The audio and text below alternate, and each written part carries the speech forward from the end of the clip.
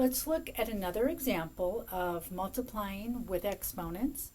And again, the instructions just say to simplify. They don't say to evaluate. Evaluate means you're going to have to grab probably a calculator and work it all out to a final number. But simplify means to write it much neater than this. So I notice that the bases match. Therefore, we're going to keep that base.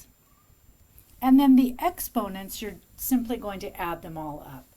So it's 3 plus a negative 7 plus a 9. And then working that out, we have, again, keep the base. And we're just working this out. 3 minus 7 is negative 4.